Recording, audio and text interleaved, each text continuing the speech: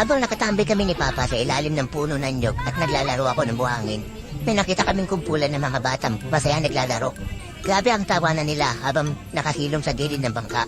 Kaya di maiwasang magmarites ni Papa kung ano ang nilalaro nila at ganun na lang sila kasaya.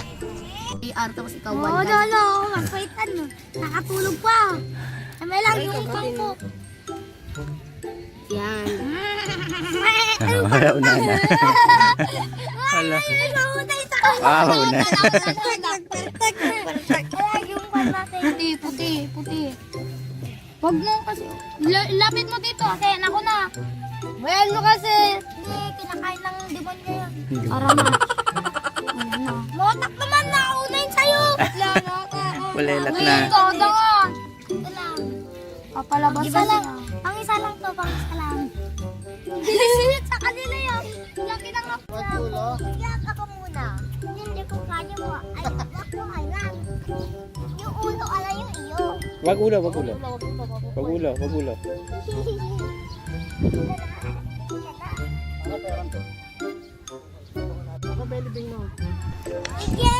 Kung malapit lang siguro kami sa dagat nakatira, malamang tuwing umaga at walang pasok sa school. At dito rin ako nakatambay. Or pagkagaling school, dito na agad ako didiretso. Kasama ang mga bata na naglalaro. Sarap siguro tumira sa daming dagat. At sigurado na mababawasan ang kakaselfon namin ni Iggy Boy. Kaya habang andito kami, sinasamantala namin makapaglaro ng buhangin at i-enjoy ang mga nakikita namin dito. Ano?